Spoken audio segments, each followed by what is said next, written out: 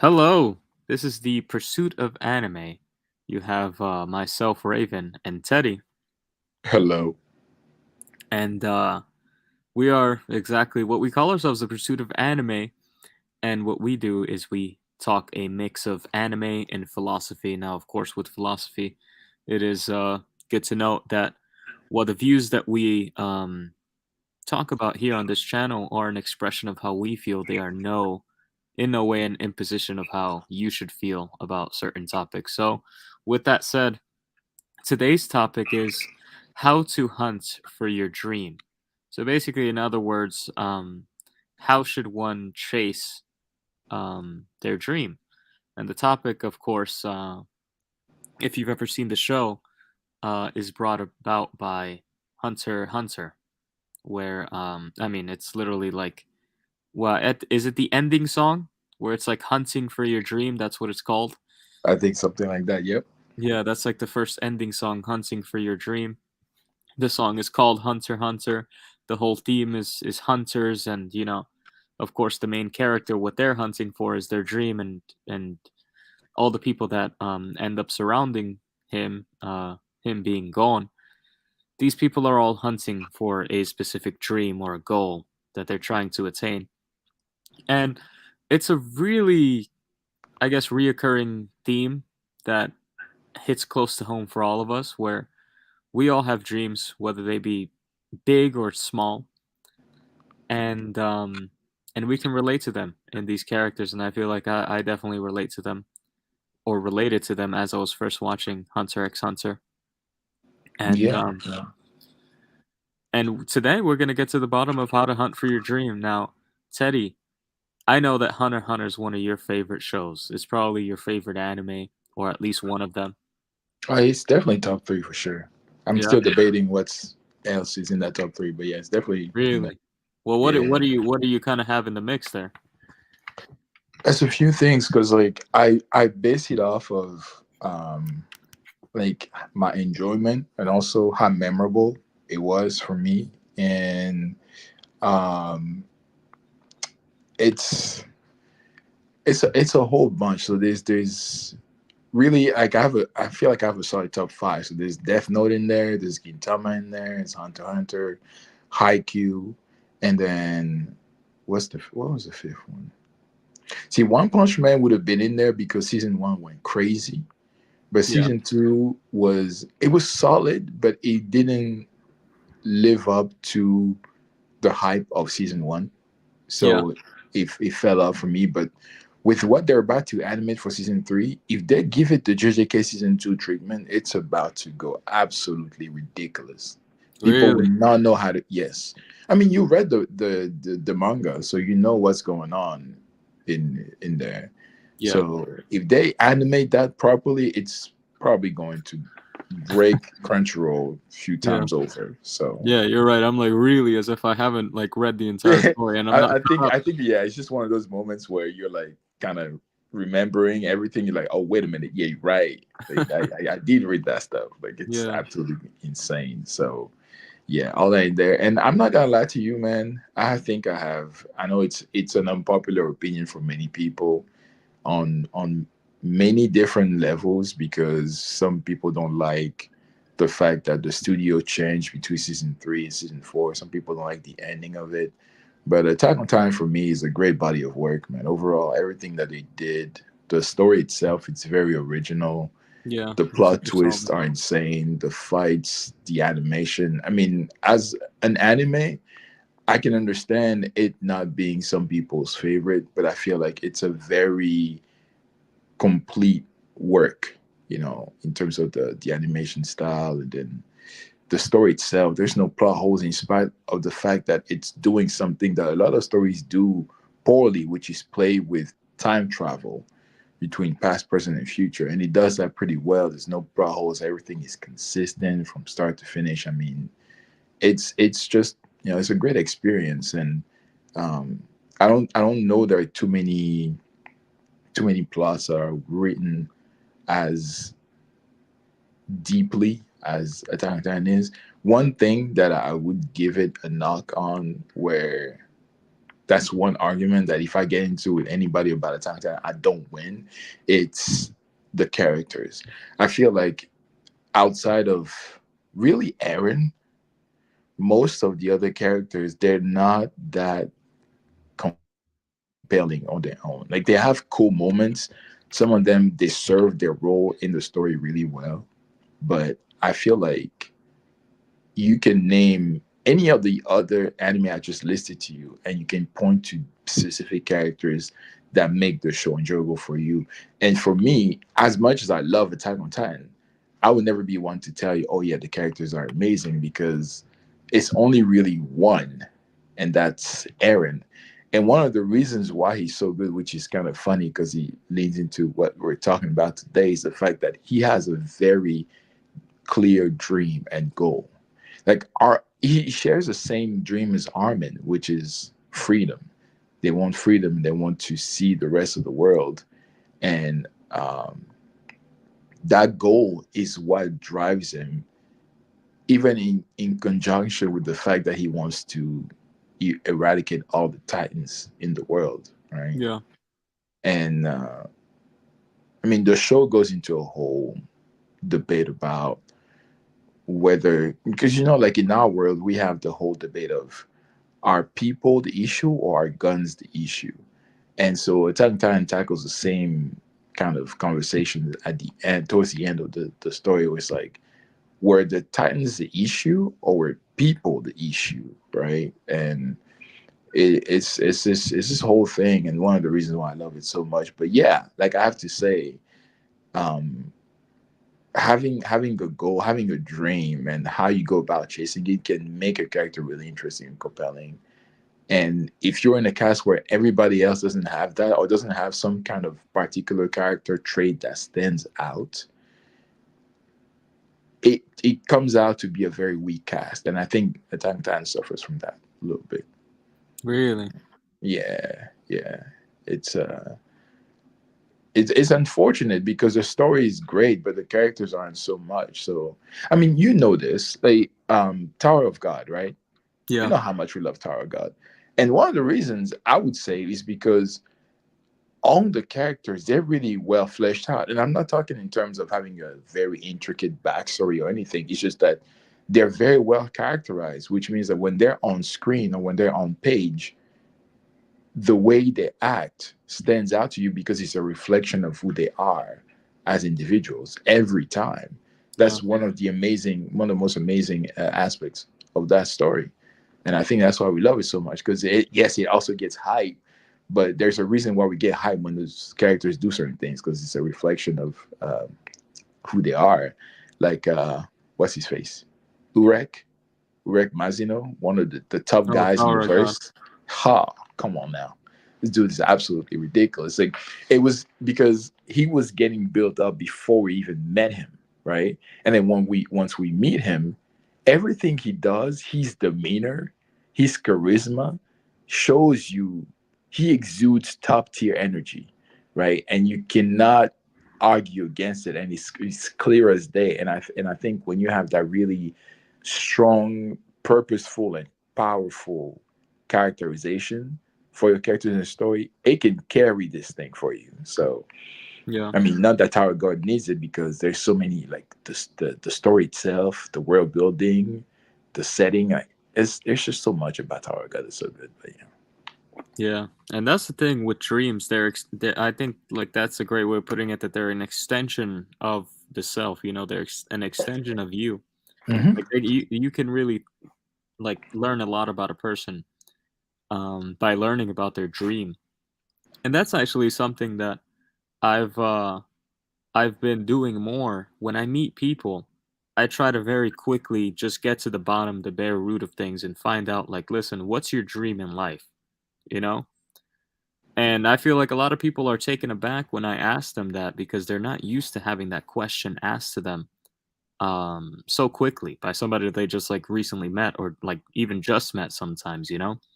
And that's actually one of the things that I think we've talked about this in past podcasts, where like, you know, anime, just media in general, right, can really affect you, can really like I guess in many ways help you grow and shape the way you think as a person. Because one of the energies that I try to split it into energies, yeah. So Mhm. like when I make new friends, I basically try to have that Luffy energy.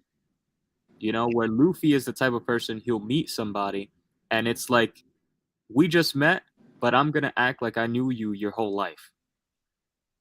You know, he has basically the heart of a child.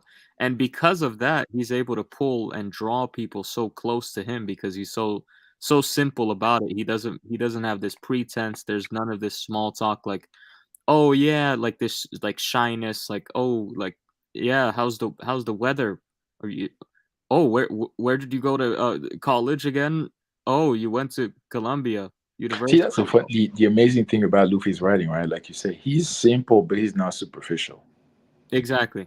He just gets straight to the point of like what you are, what you want, and like what makes a person tick. That's right. And I've been channeling that in my daily life, like um, Interactions with people and all that. Yeah. interactions and conversations with people, and I've been seeing the benefits, getting closer to people more quickly, getting closer to a broader range of people that I normally would have never talked to otherwise. And one thing I've noticed when hearing about people's dreams is that you can really tell a lot about a person, and not just tell a lot about a person, but you really start to gain more respect for people, and you start to gain more like more of an insight to how the world works, how other people think. And so dreams are very important, um, and they're very much a part of who we are. Now, Teddy, how do you would you say that most people throughout their lives, when all is said and done, will most people be able to say, "I've achieved or lived my dream even for a moment"? Hmm. Hmm. See, hmm. Because while you think, let me just say this really quickly. Yeah, no. Because look at it this way. When we watch One Piece, when we watch well, you know, Ichigo doesn't really have a dream, but he has certain things that he wants, right? His friends to be, you know, Yeah. safe and everything. Gon, he has his dream. All these people, they have their dreams. And at the end of it all, you know, for better or worse, how the story goes, usually we're accustomed to seeing our main character reach their goal and achieve their dreams, like at Naruto and Sasuke, you know. Hmm. And we kind of have this sense like, yeah, that's what's supposed to happen at the end of the story. But what happens when we're not met with that in our actual life, in our reality? You know? Do you think that most people will come to that kind of more of an empty void of an end where they haven't reached their dream, or will most people have reached their dream in some way, shape, or form? Yeah. See, that's what I was thinking about because since we're using Hunter x Hunter as kind of our launching platform for this conversation. Take Gon for example, right? He has a very clear um, dream, which is to well throughout the story, which is to find his dad. But then once he finds his dad, he develops a new dream, right? Which is to Mm, explore everything there is to explore about their universe, including the Dark Continent. Now, I feel like it takes a certain type of person to even have a dream, but then it goes back to the conversation we had before, where some people's dream is to have a peaceful life that consists of a routine and everything. So at the end of their life, they can say, "Oh yes, I've lived my dream." But the problem with that is nobody can check you. If you say that's my dream, then you can claim it and live your life according to that. But if you want my personal opinion, just like I feel like everybody was put on this earth with a purpose or a set of defined natural abilities that it can capitalize on, I feel like everybody deep down, based on those abilities and those affinities, they have dreams of their own. Some of us are lucky enough that we're put in situations or circumstances where we're able to acknowledge and find out what that what that dream is. But the problem is that's not always the case for a lot of people. And if you happen to be in unfortunate circumstances or circumstances that don't allow you to dream, I don't think you can, in good earnest, say at the end of your life that I've lived, uh, my like I've chased my dream, right? Because you don't even know what it is in the first place. But that's based, see, but that's based on my the premise that I set forth, which is that we all have our own innate abilities and affinities that define what we could have as a dream, right? Yeah. Because just like I told you when we were talking recently about how much you enjoy music and making music and things of that nature, you probably find yourself in a situation where you listen to something or you were captivated by either the aspect of making music or listening to it to where it spoke to you on a level where you thought to yourself, yeah, I'm moved. I want to do this. I want to learn how to make music, produce music, all that.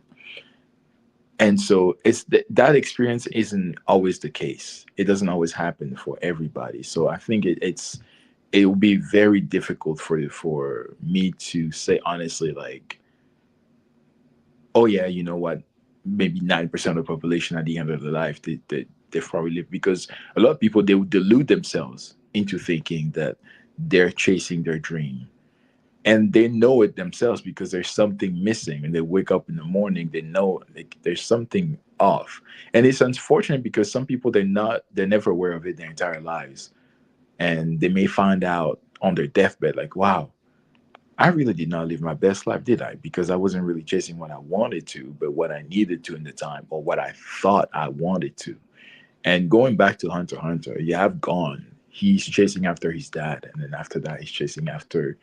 Like, he's a curious mind, so he wants to explore and discover different facets of their world.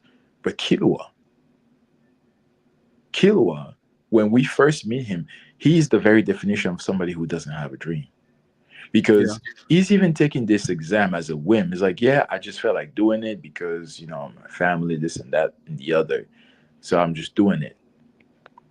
Meanwhile, Gon is like, I need to do this because my dad was a hunter. So I need to see what he saw, go through the same journey that he did. And maybe I can find him. And it's this honesty and genuineness about Gon that spoke to Killua. And he saw that spark in his eye because he thought, wow, here is somebody who's the same age as me, who has this great aspiration, this dream of his. I don't have one, but if I can help him achieve his, maybe I can find something in it for myself. Right. And there's a lot of people that live like that, where they're it's almost like they're living vicariously through somebody else, where they're thinking, I'm not worth much. I don't even know that I can have a dream. However, I see this person, I'm really close to them, and they have this dream. So my dream is going to be doing everything I can to make sure their dream comes true. Yeah. And I think Killua is a perfect example of that. Which is why even at the end, when Gon finally finds his dad and they separate, one of the reasons why I feel like that scene was very sad to me was because I feel like the entire show, everybody says, they're a great pair, they're a great duo, and the reason why Gon shines is because Killua is there. I always thought that that's how we feel as the fans, but Killua, he feels the other way around. He's like, I'm only able to be as good as I am because I'm around this great light that is gone. And when they're separating, I'm not feeling bad for Gone because I know he's gonna be all right. He's gonna find another reason to live and to go on crazy adventures. I'm Yeah. worried about Killua because he didn't have a dream when we first saw him, and then he doesn't have really good dream after. I mean, now he's gonna take care of his sister because, again, it feels more like a duty type thing because he believes that if he leaves her in the hands of his family, it's only going to cause problems. You saw Illumi, he's like, I need that power. I need that, right? He's avidly after her, not because that's his sister. He wants to care. No, he wants to use her. So Killua is thinking to himself, I'm the caretaker. I need to take care of her. So that becomes his goal. But if you ask me what's Killua's dream, I can't answer you because I don't know, and I don't think Yeah. he knows either, right? And it's a sad reality when you have a character like him juxtaposed with somebody like Gon who just brims. Well, not even just Gon, Leorio and Kurapika as well, where you feel like they're very determined to achieve whatever they want to achieve, and you can resonate right with their dreams because they it comes from their life experience. Where with Leorio, he saw people suffering to get medical treatment because they didn't have the money for it, and he swore on his life that he will do everything he can to make medical treatment available as possible to as many people as possible, especially the unfortunate. And we don't need to get into Kurapika, we all know, right? Which Yeah. Kurapika, that's his own other conversation too, because I'm like, you can have a dream or you can have a goal ambition, but that's not necessarily good for you. And I feel like he's a perfect example of that. But Yeah. And you know what? Something that I was thinking about when you were talking is it's interesting hearing about Leorio and Kurapika and what incited their dreams, you know? yeah. And even Gon, right? With his Mhm. father not being around and that kind of inciting him to want to become a hunter to find his dad, is like me, for example, my dream is music, right? To not mince words or take too long. My dream is music, for the lack of a better explanation. And when I was listening to you talk, I started thinking, why is my dream music, right? Because Leorio and Kurapika, you know, kind of why their dreams are what they are. I was Hmm. thinking about why is my dream music then, and then I thought back to my childhood, and not to get into it, but I didn't grow up in the best circumstances. I had a really really rough life as a kid. wasn't pretty at all whatsoever. And but one thing that was always there for me was always music. It was always an escape. Um, and I think that's why it's pervaded as a dream for me. Where when in high school, when I was faced with like a tremendous passion, which was fighting, right? When I got into boxing and MMA, the reason why that didn't become like a lifelong dream for me was because um, it was just that it was just a passing, not a passing interest, because it's still an interest that has pervaded, right? But it Hmm. wasn't something that was that deep rooted in me that like, oh, it had always been there for me. You know what I'm saying? Like Hmm. fighting was not always there for me. I feel like if fighting leaves me, if everything one day leaves me, music never will. At least that's how I feel. It may not necessarily be the case, but at least that's how I guess my brain processes it, and I guess that's the way that I'm shaped. And that's one of the most interesting things about Hunter x Hunter too, is what you were getting into, that the dreams are not static. They're not linear. They may be for a lot of people, right? Like for me, I know it's pretty linear, it's pretty static, like it's not going to change that much. Like it's just music, music, music, at least for right now. That's what it's always been. Um, and then I have like other little dreams here and there, throughout the year, like things I want to accomplish. Uh, like for example, last year, knew I wanted to end the year off with a really expensive bottle of wine, and so there's this producer of wine called Kayuse. They make a bottle of wine called the Bionic Frog, and on the label of the bottle, there's a dancing frog, and it's just the most ridiculous label you've ever seen. But the wine is an extremely serious wine. It's one of the best reds in the world. It's definitely probably the best red in I America. like how you say extremely serious wine. Yeah, Especially exactly. okay. Yeah. It's like one of the big dogs. It's like Akainu, but Like this it's thing ain't no joke. It's a it's serious just business. yeah, but it's dressed up like Hello Kitty or something. Like Yeah, it yeah. looks so stupid. Like I'm just like, bro, are you kidding me right now? And Mm, the bottle of wine ran me upwards of $400. So it was a serious big ball that I've never spent that much money on wine. mhm, And that was a little dream for me for a while, because I was like, first of all, this is the last bottle I'm probably going to be able to ever get my hands on. There's only about 3 to 5 bottles in circulation around the world that exist of this vintage, of this, bottling. And so I saw it at a wine shop in New York called Chamber Street. If you're ever in New York, best wine shop in the city, go there. And I got it, and it was completely worth it. Dream come true. Everything, $400 spent well. It was worth every penny, right? Mhm. So I have little dreams like that throughout the year, right? Like this year, I have like little goals that I've set, little dreams, like travel goals, more or less.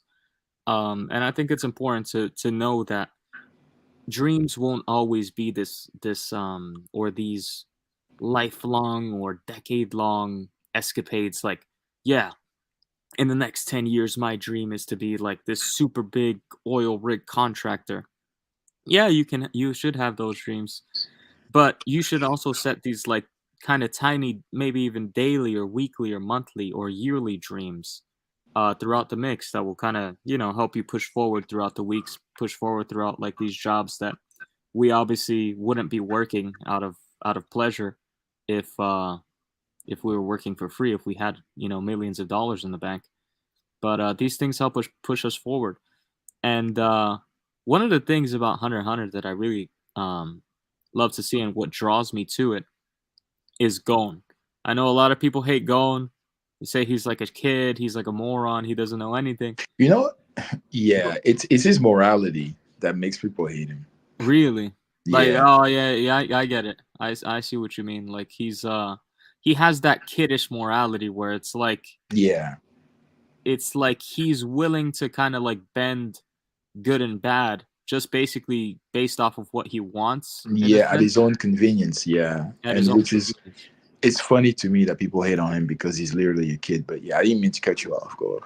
No, I'm actually glad you brought that up. That people it's interesting. Why do people not like that when people are like that? You know what Uh, I mean? Like yo, hey, it's not Loki, about that's a kids. bar. Why people are like that when they're like that? Oh, listen, that is a bar, sir. Listen, You need they to they're write that complaining. down. They're complaining that he's a kid or this or that, but like, man, have you seen the way adults act nowadays? They're more kids than kids Childish, themselves. They're childish childish. behavior across the board. Yes, Exactly. It's childish and ridiculous. entitled as all hell. Exactly. And at the end of the day, like as an adult, you have to be self-aware. And if you think that humans aren't selfish creatures, I'm sorry, but you're out of your goddamn mind. Humans are Yeah. very selfish. So Oh yeah. if you're gonna knock going for being selfish, I mean, bro, like I guess what it is that you don't like looking yourself in the mirror because that's what you're seeing when you see Gon. You're seeing an oversimplified version of yourself, and that's why I think it works so well because it hits so close to home. I agree with Gon on everything he does. Like I'm like, bro, I would have done the same if I was Gon. Hmm. I would have been self-destructive. Why do people say that about Gon throughout the whole series, but they don't say that about Luffy when he loses Ace and he starts banging his head on the rock? Oh, that makes sense all of a sudden. I mean, I feel like for him, he's just it's denial, right, that he's going through. So that's why people are more willing to accept that because they're thinking he. I mean, to be fair, right? I felt for Luffy because this man literally went through hell and back, like literally, and he still lost his brother. So I'd be feeling some type of way too if I did all that and I still lost. Like, come on, dog. Like that's it. That no, the game is rigged. I'm sorry. Yeah, This is not okay. So yeah. I kind of get it, but And you know yeah, you. what? Mhm. That's a powerful example of a dream too, man. Luffy lost so much. He could have given up on his dream entirely, but he And he didn't. did. He He did. He actually did. did. He did. Yeah. But in the long run, he didn't. Yeah, Like that's he why got it's back always up. good to have people in your corner that kind of remind you of the mission, of the goal. Because he for a hot minute there he was like, dude, I'm done. If I can't even protect one guy, like what am I doing? I'm done. Like this Yeah. not it. And then they're like, dude, you didn't lose everything. Say that after you lost everything. You haven't lost everything yet, so still Yeah. got something to fight for. But You can't yeah, count what you lost. You can only count what you still have. exactly, exactly. I'm so sorry, man. Went off this crazy tangent. You're just saying that you like Gone for a specific reason. I don't even know what it was. And we went off on a Oh, tangent I about don't even sketchup. know anymore, but this was great. This was actually better than what I was even gonna say before, you know? Like, and that's the beauty uh, of conversation. You always find these little pockets to, like, yeah, to delve dissect. into and explore a little bit more. No, I agree. No, I see. I was going to bring up Gone myself, maybe for a different reason, because one thing, two ingredients that I believe are important when you're chasing your dreams are two P's: passion and plan. I feel like when you have those two ingredients in spades, you can achieve damn near anything. Because with passion, what it means is even when times get hard, you still find it within you to keep pushing forward because it's something that means a lot to you. It's something dear to your heart. Yeah. And then with a plan, it helps because you have a clear direction to go in.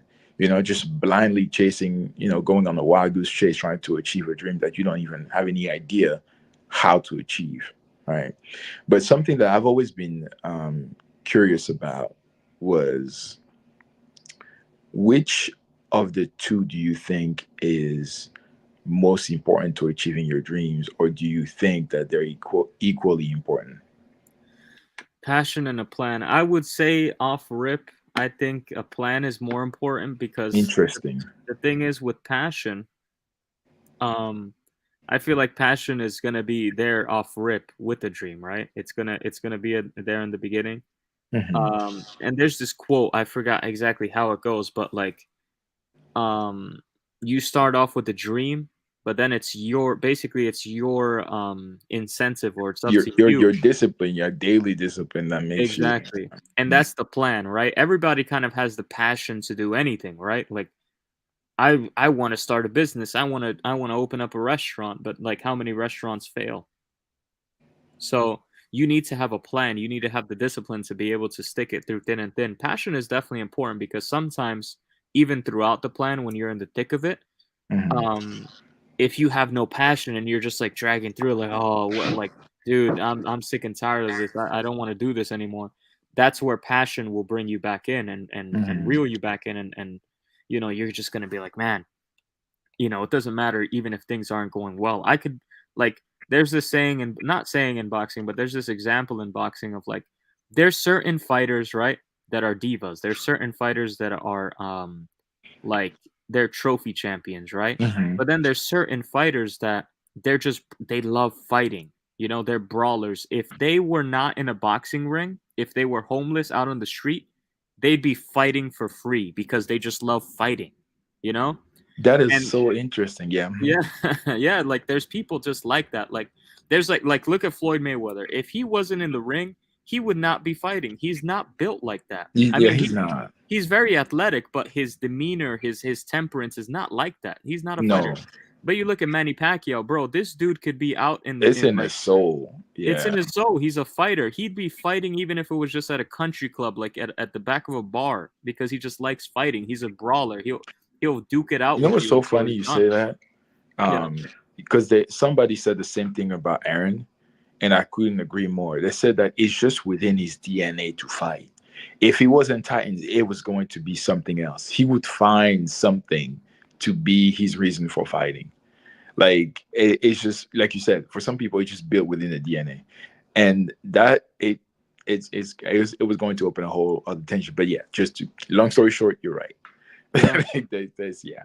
And I've experienced that too with my own dream with music. Like, I've told myself, I'm like, dude, if I ever go homeless, like, if I have a laptop at least, I'm still working on music. You know what I'm saying? Like, that's not even a question. Like, You I just see, have a love for it. If my dream doesn't pan out, if I never ever make it to a high level in music, never get paid for it, I do not care. I just love music that much that I'm glad I did it, mhm, and I'm yeah, still going to do it. like I'm glad I went after it. So, Exactly. I'm very glad that you said that the plan is more important. I think 10 out of 10 times is passion. Everything you Hmm. just said speaks more, in my opinion at least, speaks more to a passion, because one thing you learn about life, right, is that life Yeah. doesn't always go according to plan. Meaning that you can make many plans to achieve your dream, but then the way not just life, but the way other people are around you can affect whether or not that plan works out or not. And when those plans don't work, the only thing that will make you keep going is a passion for what you're trying to achieve. Like the example you gave with the restaurants, right? If a restaurant starts and then it goes under, trust that they did have a plan for it to succeed, but it didn't. At that point, the difference between somebody that relies 100% on plans over passion is that they're going to think this plan didn't work. It's a waste of my time. I need to find something else. The passionate guy is going to be like, okay, I had a plan, didn't work, but that's not going to stop me because I want this thing more than I'm willing to let a plan that failed hold me back. Yeah. So I feel like the way I see it is probably like passion that weighs a little bit more. It's like if even if you have like a kind of a rough plan, you can still work around that. And if you're passionate enough, see the beautiful thing about passion, it attracts people. So even if you don't know exactly how you want to go about achieving that dream, just through your sheer passion alone, you're going to attract people because passion is very contagious. When people see that you're passionate about something, they might not even care about that particular dream, but because you're so passionate about it, they're going to feel like, wow. Just like what we're saying about Gon and Killua, it's like I want to help you achieve that, even if it's not me, because your passion is infectious, right? Yeah. And it's like, oh damn, that Hunter x Hunter tension killed me because I had another great example, and it just left me No. because I got see Hunter x Hunter, man, when it's on my mind, it just overpowers everything else. But basically, that's what I mean. Like, if you have that passion that overrides anything else, you can the plan it can work itself out. It's like, oh yes, I just remembered the example. Woof. I think that's a good one that you're going to be able to relate to as well. You go to Nice. the gym, right, and Yeah. you lift. A lot of the time you have people that will tell you, oh, you need to lift with absolute perfect form. And yes, form is important, but at the end of the day, right, somebody who really dedicates themselves to the gym, who goes in, they're always putting 100%, even when they're not feeling 100%. On average, they'll always make more gains than the person that just has 100% perfect form every time, but doesn't push themselves like that. And what makes you push yourself is passion. You remember how people like Arnold Schwarzenegger or Ronnie Coleman used to talk about bodybuilding? Yeah. It's a passion that makes them want to do things that other people aren't willing to do because they're all in there in the gym together. They're all putting in the work. But what's going to make Arnold stay that extra hour is the fact that he loves that stuff. And when you have that kind of deep seated love for what you're trying to achieve, man, it could take you places that you never imagined. Oh, dude, I've been experiencing that too with my current like weight loss right now. Like one of the things Yeah. that's keeping me in the on the diet, even though my body like wants food, I'm just like the passion. I look in the mirror, and this is gonna sound conceited. I feel like every time I talk about myself on this channel, I sound conceited as hell, bro. I sound like a freaking like It's like a full of narcissist. myself, narcissistic, and all Yeah. that. But basically, Uh, this is gonna sound wild, but basically what I do is like anytime I'm about to like eat a like I get those late night midnight cravings, and my those are body's the like, worst. Those are the ones that bro, kill you. and my body's like, yo, you gotta order McDonald's, you gotta order Burger King, get that triple decker Whoppers. It ain't gonna even mean nothing. It won't even put a dent in you. And then my mind is like, no, you cannot do that.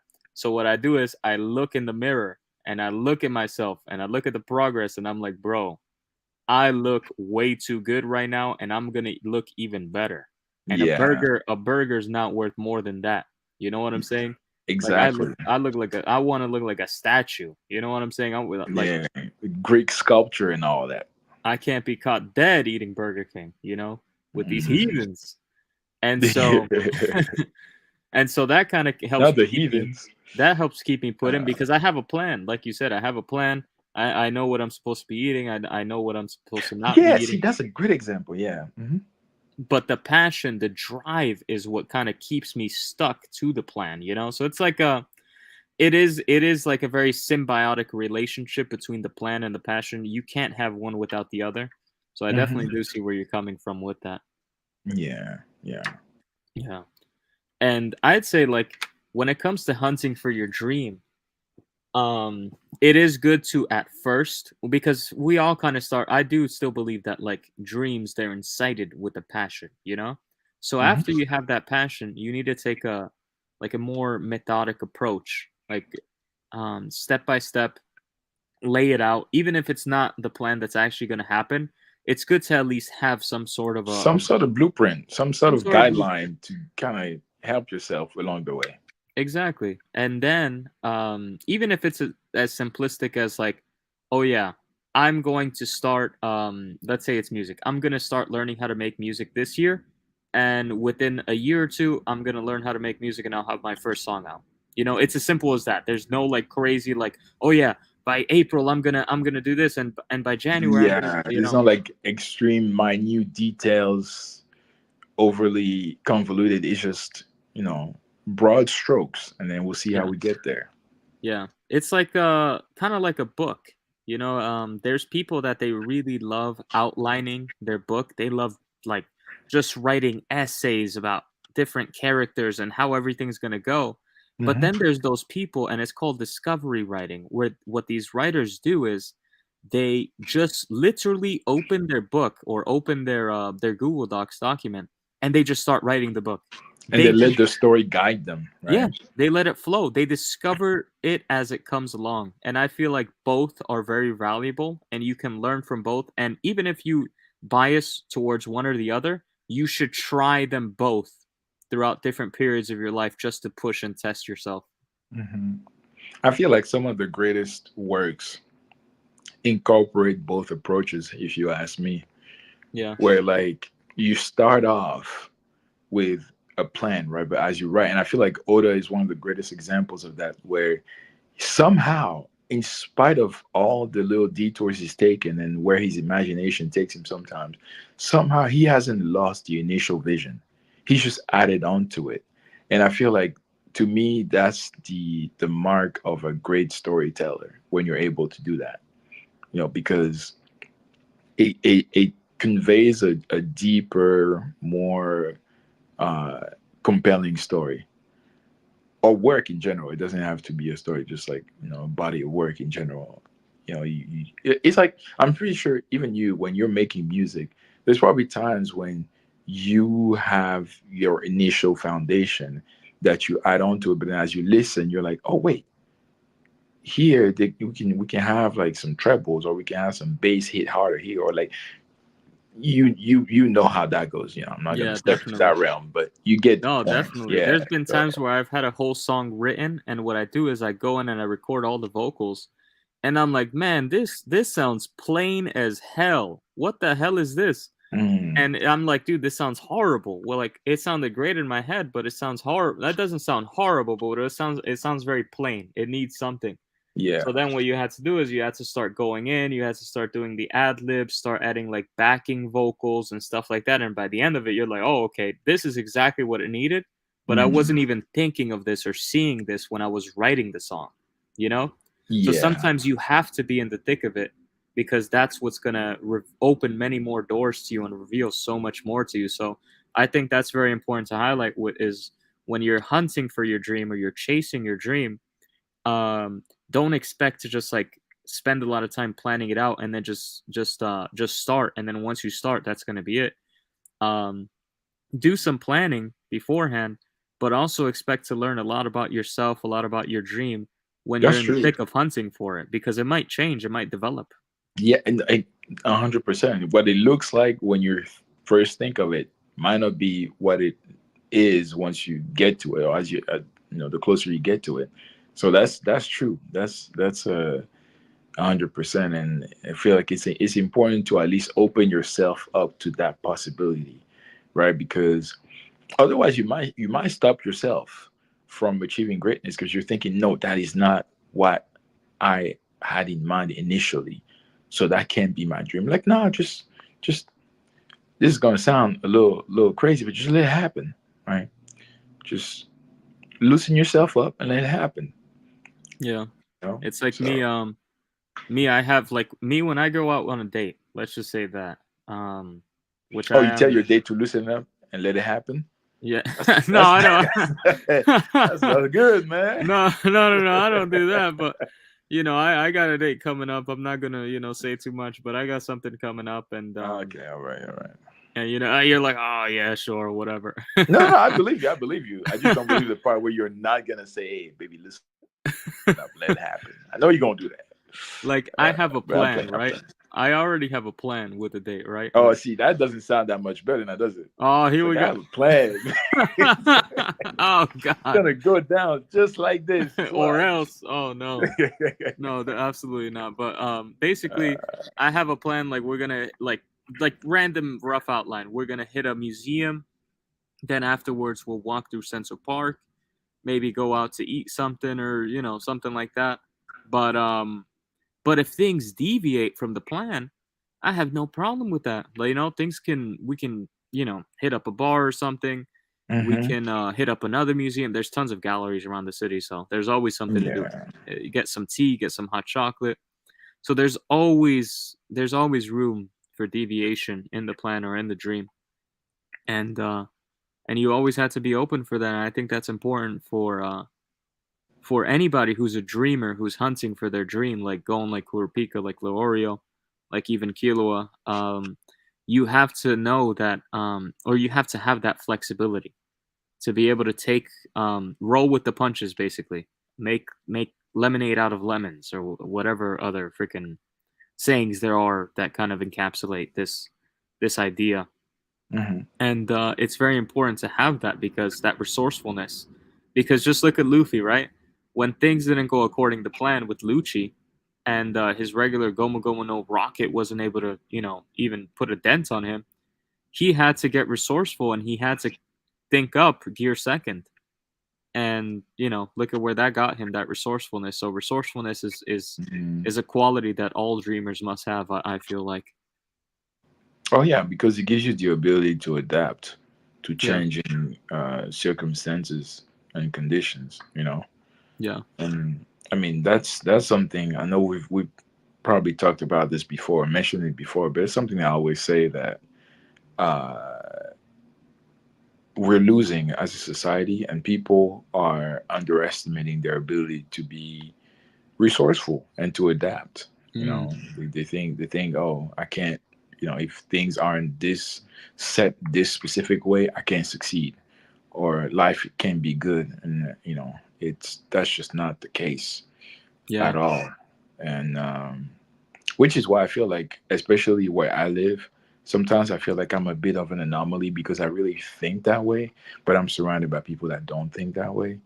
So it feels a uh, little bit uh, alienating sometimes yeah, because it's like this should be. I feel like this should be normal, and that's what we had this series of podcasts where we always had this ongoing back and forth with what's innate to the human experience and what's not. And for me, because of what I'm surrounded by, I'm like, I it's hard for me to believe that people have it in them inherently because I just see too much around me that goes against that, and people that really don't believe in themselves at all. It's like, really, you really don't. And sometimes I have to wonder: is that a product of your experiences or your environment, yeah, where at some point you just stop believing in yourself, or is it that you've always been that way? yeah, So, because you would toss people in the same environment, in the same circumstances, and they wouldn't have that response. They'll think, I can adapt, I can survive, I can learn from this, I can grow from this. Not everybody thinks that way. So it's like, I don't know, man. I don't know. I yeah. feel like sometimes you're in certain circumstances that only show you more of who you really are instead of, the other way around. But yeah. That's true, and that's kind of a perfect segue to kind of end on. I think next week our topic, we should cover that topic we've had for a while on the lineup. Society needs reform, but how do we change it? Oh, Um, that's a good one. it's a loaded topic, and it's That's a definitely very loaded topic. Yeah, that's a heavy one. yeah, but I think it'll be a great one. I want to give a shout out. There's somebody that's been coming in and out. I see we have like one viewer, so I want to give a shout out to whoever that is. Thanks for watching. Thanks Oh, for we have one whole viewer. I appreciate that. yeah. That's amazing. They just dropped off, but they've been watching for quite a while throughout the entire conversation. So thanks for Yeah. watching. It's always great to see somebody that's there. Mm. Um, but yeah, this was a great conversation. Teddy, do you kind of have any last closing thoughts on the matter? Um, Only thing I would say really is don't.